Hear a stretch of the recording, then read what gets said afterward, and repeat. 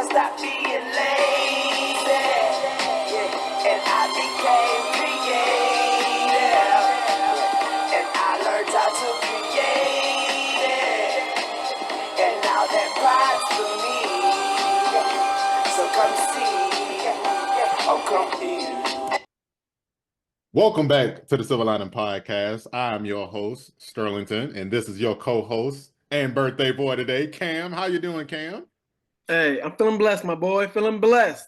Love to hear it. Love to hear it. Thanks for joining us today on your birthday. We're not gonna keep you long. We got a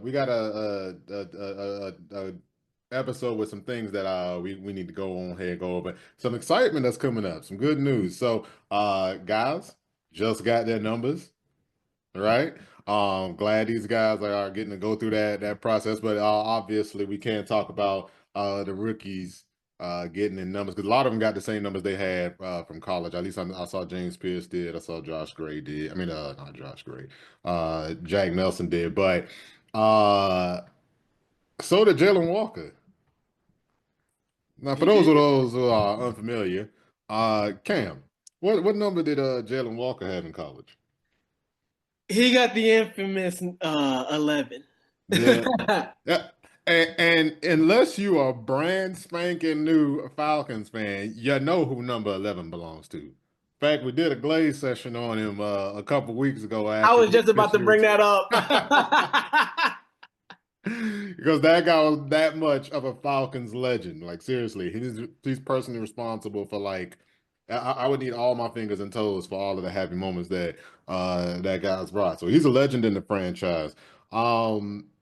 And it's all, it's a mild controversy. Thank God, a mild one for the Falcons, right? What's your thoughts on that, man? How you feel about Jalen Walker taking up the mantle of number 11 from the Don Julio?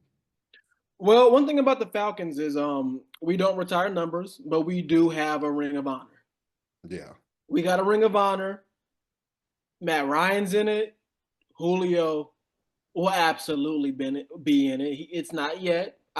It may be this season. It may be next. Who knows when they're going to do it, because I know they're going to do it. But Julio will absolutely be in the Ring of Honor. As far as his number goes, man, those are big shoes to fill, big dog. Last number 11 left a legacy, a gold jacket legacy.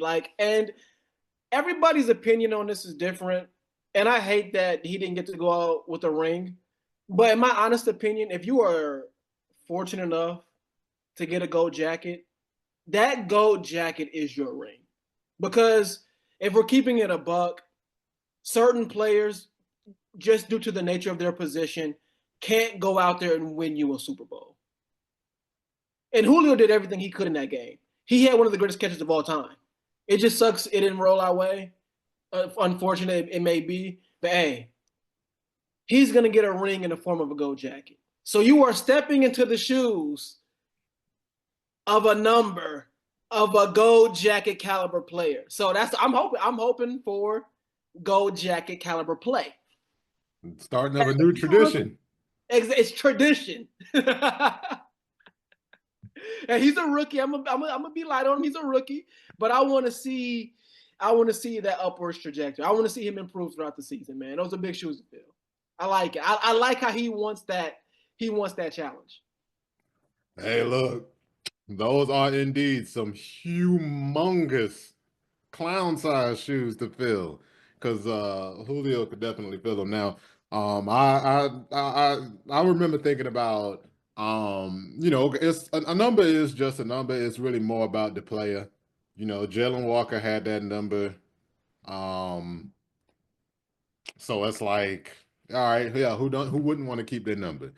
And look, one of the things I thought about when I thought about Legends numbers, right? Because Jalen Walker's a linebacker. He's not even like a receiver playing 11. Like, what that really brings up. Like, that 11 in that red Atlanta jersey at a receiver, it's like you inviting the comparison. Exactly. Whereas, he's just wearing the number he had in college. But one of the things I actually thought about, speaking of tradition, was who would you say, just off the top of your head, is the most legendary Cowboys receiver? I'd say Michael Irvin. Michael Irvin, right? Do you remember his number? 88. 88. And then they drafted a receiver, Dez Bryant, and what was his number? 88. And now they got another receiver that they drafted. And what is his number? CD's 88, right? He's 88. CD 88. Look, honestly, they have kind of a tradition over there that I enjoy where instead of like retiring a number, or gatekeeping the number, like the Giants are doing with Abdul Carter, where, they don't want to let him get his college number. They don't want to let him get the number of the guy he want to model the game after the most when he goes to the NFL because, oh, what's the number? It's, I heard that number. I'm like, man, look, your time came and went. You did great. It's Lawrence effing Taylor. You are he's one of the guys who has a case for the GOAT of football outside of Brady, like outside of that quarterback position in general. You say greatest football player of all time. I don't think most people would argue against Lawrence Taylor, right? So I mean, I understand why he's protective of that number and protective of his legacy, but I rather enjoy the Cowboys tradition that, hey, you strap on that 88, you got big shoes to fill. But they're not gatekeeping the number from guys, right? There are certain numbers you can go gatekeep because would you let Drake May wear number 12? Hell no. Exactly, bro. But my thing is though, I'm like, if he wear it, I'm like, hey, you understand? I'm not getting mad at a guy for being, not scared of the pressure. Fair enough. Like I'm like, hey, you wearing that number? You know what you inviting in, right? Like the last person to wear that number. Maybe it'll be something. And look, no, I guess the reason I brought the Cowboys is because it was working out for them. Like they had Michael Irvin. That's a receiver who helped them win 3 Super Bowls. And they said, hey, you gonna wear this number? That's a big legacy to fill. And I think those guys took that to heart, and that made them want to be great because you know who shoes you stepping into when you put on that number. So it's one of the things that's an interesting topic because it's like he's not a receiver. He not even on the same side of the ball. He a linebacker, but he is our first round pick, our number 1 overall pick. We do hope that, yeah, you live up to the legacy that number have here. It's not like I don't think he will or don't want him to. So yeah. But speaking of numbers. Yeah, of course. Like, it's kind of like what you said, like kind of like the Cowboys, like a legacy. It'd have been nice to have like another receiver would have had 11. But hey, man, it's cool. Hey, as long as it's all good. Hey. As long as you leave an impact like our last 11, that's all I can ask for. Then we could just say, hey, that number got a legendary meaning. Hell, maybe he could add to it. Exactly. Maybe it'd be like, hey, you put on that number 11, offense and defense, you better be a baller. Exactly. But speaking of rookies and numbers, rookie camp starts tomorrow. Oh yeah, baby. One of our favorite times of the year where it's the dead zone of the off season, and everybody's about to get way too excited about that one play they saw a clip of. Of course. In shorts. This is the time to get drunk off the hopium, baby. Oh man. Well, I'm gonna be hungover by the time the season come around. What you mean? Dog. And hopefully by the time the season come around, I get a little hair of the dog. Hey, we're gonna need it. Mm-hmm. So anybody you excited to see show out in this rookie minicamp? Once we get these pictures and videos of them in shirts and shorts going through drills? Actually there are a few people I'm looking forward to, man. I'm looking forward to seeing how Xavier Watts looks. Honestly, he's a big piece. Him, Billy Bowman as well, our 2 DBs, because our DB room needs a massive upgrade, as well as Kobe Bryant. I really want to see how undrafted free agent, how he does as well. Of course, the elephant in the room, James Pierce Jr. We want to see how he looks. Granted, it's rookie minicamp. He won't be actually going after any quarterbacks, but we're simulating. Well, it's simulation. We're trying to see what he looks like out there, man. So I'm looking forward to seeing how James Pierce Jr. looks. I'm gonna call him JPJ. I like JPJ. Yeah, while you playing, man, I was definitely thinking about how we got to start coming up with names for everybody so that when they become good players, everybody can use our nicknames. hopefully Xavier Watts can be like a weapon X. We can do that for him. Hopefully the X and like his play can the name fits itself. Hopefully, but right now we're early. It's what is it? May 4th? No, it's May. I'm tripping. It's my birthday. Hey man, I don't shit. know. If It's he a May. baller, we can call him 100 watts. He the That brightest too. guy in the room. Exactly. But yeah, man, I'm looking to see how this shapes out, man. What about you? Look, it's rookie mini camp. It's no big deal. I am hoping for the coaches anyway that they take these guys in the rookie mini camp and they feel like We got some actually these guys are pretty amazing. This is exactly what we drafted them for, and I know how we're gonna use them. You know what I'm saying? They exactly, can man. go through the drills and feel like athletically they meet all of the things that they need them to do. You know what I'm saying? Because I mean, it's non-contact, so we're not gonna see how well anybody tackles. We're not gonna see how well anybody uh, handles contact. Yeah, But we at least gonna get to see how they handle and drill, see how they move. Not that they haven't already gotten that, because good Lord, if you sunk the resources into the first couple picks, i.e. a first round pick and a first round pick that you're paid in advance for. Yeah, you probably already want to know if they can move. Xavier Watson, you probably already know. Excited to see the undrafted free agents though. I mean, we got some guys that they seem pretty draftable. I'm still rifling through the tape on everybody. But now what I did see of Kobe was, he was a little grabby. But I mean, yeah, I'm excited to just I'm just excited to talk about Falcons football, to be honest. If we oh, being of course, real man. about it, I'm Of like, yeah, let's course, get this rookie baby. mini camp going so we can get way too excited about these plays that won't affect this or that. You know what Exactly, I'm saying? man. I couldn't agree more. Like this is kind of the dead period. Like, hey, best believe we'll have an episode out next Wednesday or Thursday after the season reveal, the schedule reveal. That's what I meant to say. The schedule reveal. But yeah, this time of the period, with this time of the year, I'm excited to consume any form of actual like football content. Yo. Hey, look, speaking of players and how they fit, now that we've passed free agency. Now, well, the early free agency period. Free agency is year round. There's still some guys out there. In fact, didn't you say Jadeveon Clowney just got released?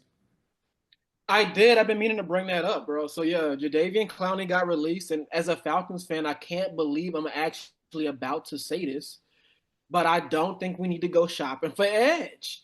It's crazy, right? So That's that's what crazy, that's what I right? was saying. Like, and that's just for the viewers and listeners.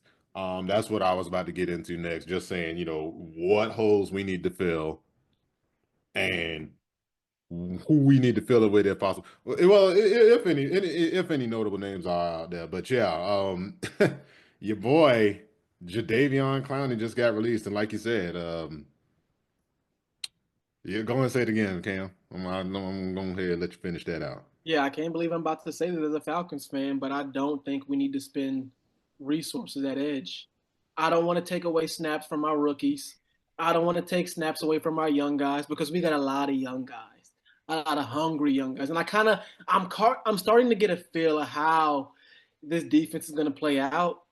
We're gonna have a lot of moving pieces, and it's just like one we're gonna see how the hierarchy. We're gonna see how people level out, but we're gonna have like I feel like we're gonna have like platoons for like different down settings. Like we're gonna have like maybe like instead of one or two guys come out, we're gonna have maybe like four or five guys just go out there for different for different packages because we're gonna have enough depth at the at the line position, at the edge position that I don't want to take away snaps from some of these guys, man. We need to develop some of this young talent. Look, man, that's how I'm feeling about that edge spot. Like I saw Zadarius Smith still out there. I saw Jadeveon Clowney just got cut. And I'm like, man, that's good and all. And there's plenty of years where I would have said, please make them Falcons just for them to just sign somewhere else to sign with the Falcons. And then that's when the wheels finally fall off. The Falcons is where over the hill pass rushers come to die. You know what I'm saying? But we got youth at the edge. We already got veterans at the edge, veterans that have been a little more productive, like Leonard Floyd. You know, he's not been necessarily the player that Clowney has been. I mean, relative to where he was drafted, sure, but hey, last year he had more sacks than Clowney. No, And he's been very consistent. you know what I'm saying? Yeah, you're usually getting around 7 to 10 with Florida in your lineup if you got the right guys around him and he gets enough reps. And I can with this Falcons team, I can live with that. I can I'm all live right with with that. that, yeah. And so one of those positions I was thinking that I wanted to see them get obviously was um a true blue nose tackle. I mean, I think you've heard that everywhere. If you're a Falcons fan and you've been watching the Falcons and you've been watching anybody else's Falcon content, you feel like, yo, who the hell is the fat guy in the middle that's going to stop us from getting blown off the ball up the middle? Because that's basically been that. I don't know. Look, I don't know if I'm overreacting to the lack of that position or not, but I know that the image of the final game of the year of Carolina and they big strong O line just pushing our D line back. I mean, I saw the whole like the D line didn't even go into an arc. You know, that's one of the things I look for. You know, when that offensive line get that surge, you get that arc shape. But man, Mhm. it was flat. Everybody got pushed back in a straight line, and I just think I'm like, yo, man, like getting blown off the ball like that, and look, it made me think about the Washington game as well. Now that game was a little different. That was a game that we kind of were getting that game under control, and then in the second half they went with a lot more Jaden Daniels runs. But all I'm really hearing and why I'm connecting those two is I'm just hearing, oh, okay, other teams can run the ball against us. Maybe they got to use their running back. Maybe they got to use their quarterback. But guys can push us off the ball. I would like to see us strengthen up in the interior, at least make them try to run to the edge. But um, I've been hearing differences in the defense that we're gonna run. So I don't know if we need that true blue nose tackle. I hear we running not really a true 3-4. I mean multiple, but basically what Jeff Ulbrich was running in New York, he kind of got that wide nine system where guys are spread out over the D line and guys taking different gaps. And basically, what I hear, and one of my I don't remember the first time I heard this, but yeah, they say you're gonna play the run on the way to the pass. I can't remember. I think the Colts used to play that too. That's how they used to describe it. And if I'm being real, I think about them Colts teams that said that was the first team I heard say that. And they had some years where they had a good defense, but they had some years where you could run the ball against those guys. Hey, honestly, I'm gonna say about those Colts team. The only reason they won that Super Bowl is because they had what did Tony Dungy say? They had Bob Sanders. He was the eraser. He Yeah, erased the problems in that defense. Granted, he only had I think he played like 6 seasons, had like 2 healthy seasons. One of my yeah. favorite players of all time. I love Bob Sanders. Smaller than you, Like at least, dog, height wise, at least dog, height. a human missile, but dog, a absolute baller. But yeah, man, do we have an eraser like that on our team? We got Jesse Bates. He ain't no thumper like that, but he's great in coverage like that. As for stopping the run, I kind of get what you mean in that sense. Where like, who do we got? We had Grady, but now he's gone. So who's gonna fill that void? I'm not entirely for sure yet. Maybe we'll sign somebody. I know we talked about kind of like holes to fill. I was thinking, man, if we could somehow maybe finagle Jalen Ramsey, oh my God! Now we got one and two corners and we got some edge presence. Yeah, teams might be able to run the ball on us, but they can't pass. It's gonna be a problem in pass situations. I mean, it all depends, man. Like I want to believe there's problems in pass situations, but is it going to be a problem in a pass situation in the 3rd and 3? Is Exactly. it going to be a No, problem you're in a right. pass situation in a 4th and 2? No, you're right. You're Like, you right. know what I'm saying? So like I'm looking at it, and then the other thing too is I honestly could get over our lack of size on the D line if I felt like that linebacking core was hell. I love Caden Ellis blitzing. I felt like at least after the bye, how they used him was fantastic.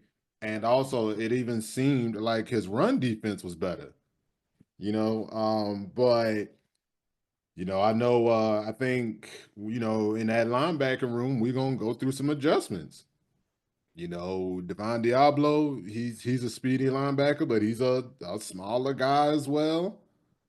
Yeah, Troy Anderson, we know about him, now maybe, we get good Troy, but I mean, I'm not holding my breath for that because the man hasn't played a full season of NFL football yet.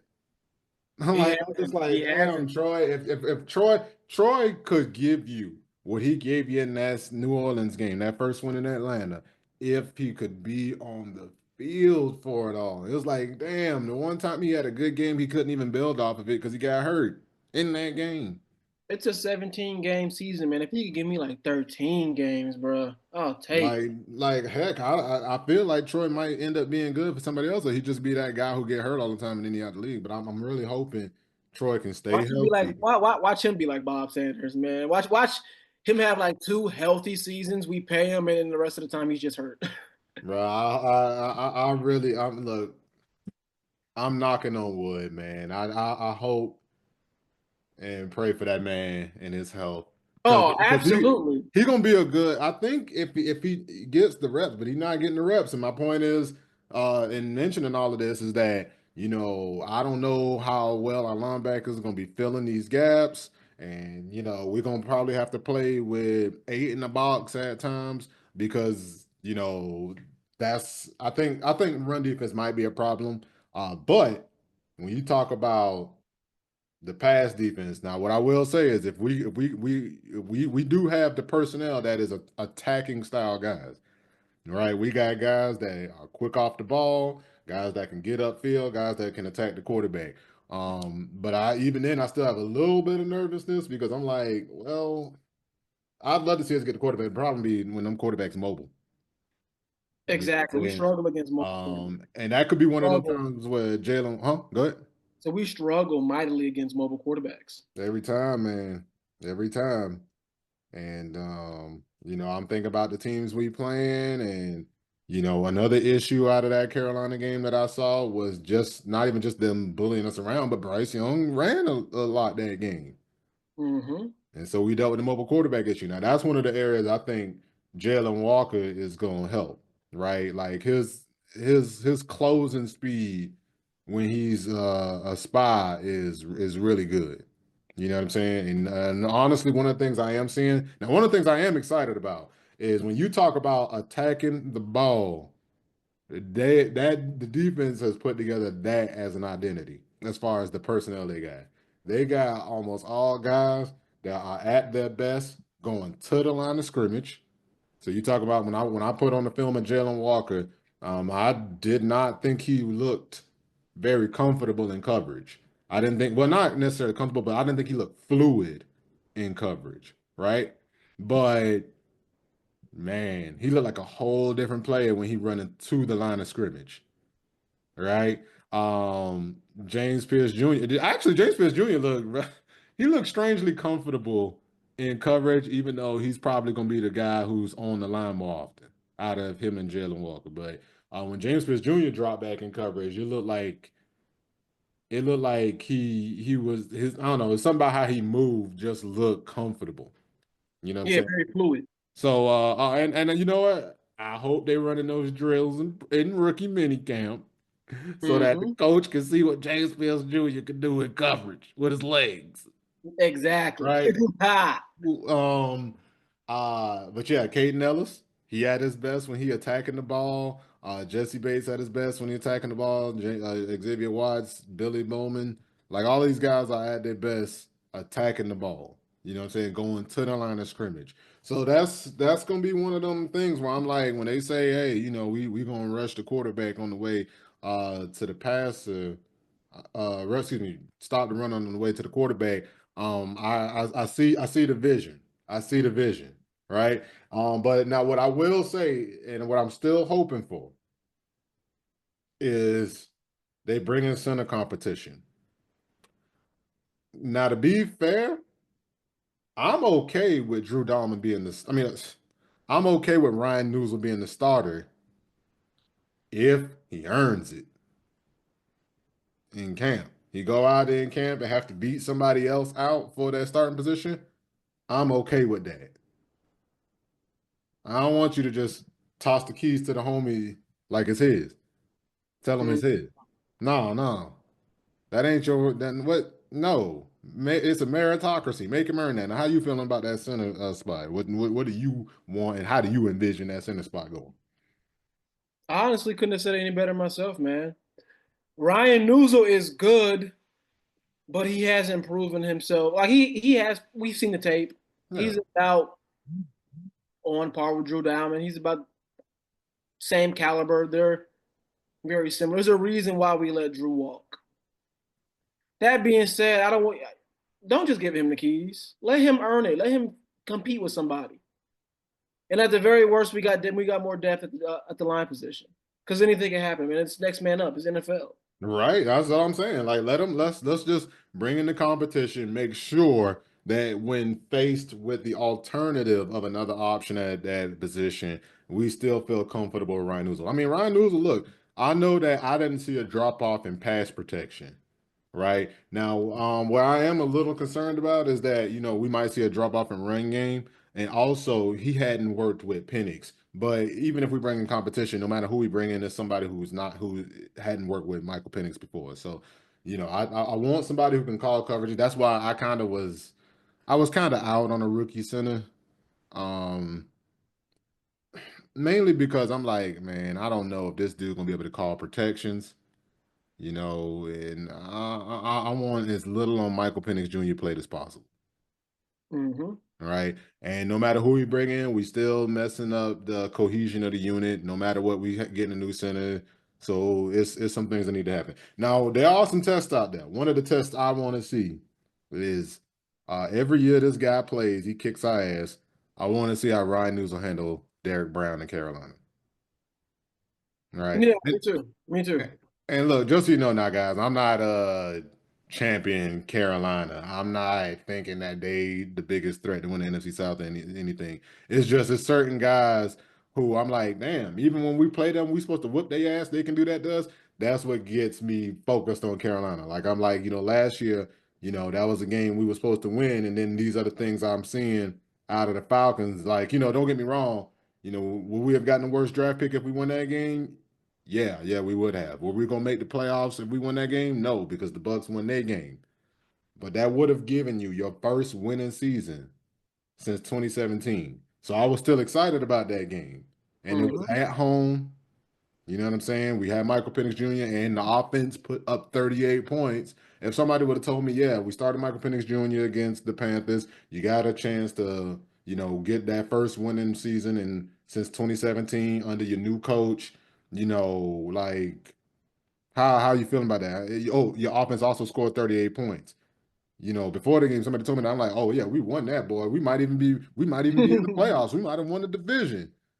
And then somebody told me we lose that game, and now I got concerns because I'm like, what from that shows the problems in the team going forward. So that's kind of why I'm harping on Carolina so much or whatever. But yeah, no, look, that's what I want to see. I want to see some competition. Some just some stiff competition. Even if that guy don't win, as long as Ryan Newsel shows that he is better than the other options, I'm all right with that. For the defense, like I said, I would like to see a big body nose tackle just to help defend against the run, but I don't know how much that would have changed anything anyway. We weren't exactly great against the run last year, and we did have Eddie Goldman. And honestly, a true blue nose tackle, they only playing so many snaps, and it's not like they stopping all the runs. Like sometimes they gonna just run around him. But yeah. So we're just gonna go ahead and since we're running out of time, I think it's time to go ahead and throw our hat in the ring of this discussion that everybody been having forever. And we finally said, hey man, it's time to talk about it. Cam, who winning in a fight between 100 men and a gorilla?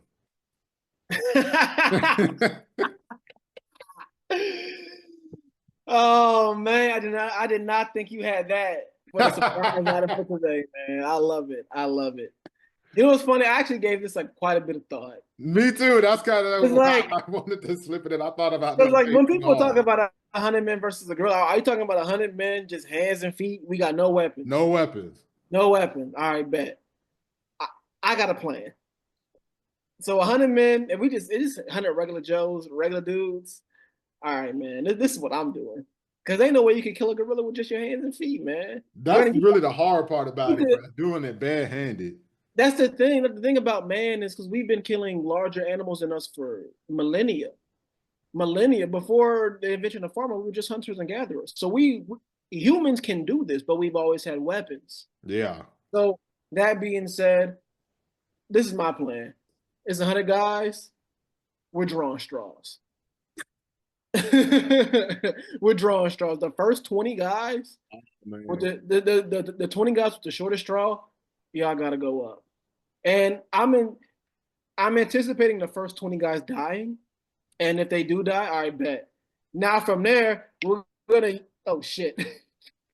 Sorry, that's just like a little notification. But I was like, that being said, those 20 guys that are dying, we're gonna use their bones for weapons. And now the 80 of us that are left, and we gonna file those femurs down, those humerus bones, whatever the hell. We gonna use their bones for weapons. How big is the room though? What if the room not that big? What if you ain't got time to do all that? Hey, I'm thinking. I'm All right, thinking. no, no, no. All right, so this is part of me thinking way too hard about it. Sorry to interrupt, but it's because when I said thinking way too hard about it, I need you to understand way too hard about it. So my whole thing was, all right, what are we talking here? Are we like just grabbing dudes, like we just teleporting 100 dudes off the street into a room with a gorilla that's pissed off? They don't know what's going on. Like, are these people in shape? Are they not in shape? You know, are they working out? Are they strong? Are they not strong? The other thing though is like the psychology aspect of it all, right? If we fight the gorilla, somebody gonna die. You know what I'm saying? Are we talking? Do you? Because the biggest weapon you have against the gorilla in this situation is 100 people, right? Exactly. Exactly. But that means that the problem there though is that you have 100 people. We all scared of the gorilla. Ain't nobody want to run up on the gorilla, so the gorilla not getting threatened. You would need these people to be mindless. That's okay with death. If you had 100 men okay with death, they could just swarm them and get them. You know what I'm saying? There's 100 of them, and the gorilla don't have sharp claws or nothing. You know, he got sharp. Now they'll bite you. Now, if a gorilla bites you, it's over. Like they bite for us like crazy. All they eat is grass and seeds and bullshit all day. You know how strong their jaws are? And that little hump they got on their head, the sagittal crest. It's like a little bone that's like a mohawk. All of that is got muscle attached to it. All that hump is just muscle in their head that make their bites hard. So if he bites you, it's over. It's done, son. You're done. Right? You're cooked. But if you got 100 of them, you know, and then like the other thing too, I want to know is do we got time to strategize? Or is it just 100 dudes off the street teleported into a room, bucket ass naked? Because in my head, you teleported, your clothes gonna be on the ground, and you just naked in the room with. And some of y'all don't even know what's going on. Y'all just like, why am I in the room with a bunch of naked men? And then like, then the gorilla come charging out. You're like, oh my god, you know. But like, what I want to know is so now in a situation where you got 100 hardened fighters, right? These guys, and the reason I say fighters and not like soldiers, something. I mean, it could be soldiers too, but I need people that's used to getting hit on a regular basis. I need you to have a certain level of toughness. Like, look, I ain't been in a fight in years. If I get in there with a gorilla and he hit me, like, even if he don't kill me, it hurt. I can't Very fight for true. that. Very true. Like I'll be like, hey man, hit me. I'll be like, hey man, yo, I'm out. I don't. I'm back to the number 100.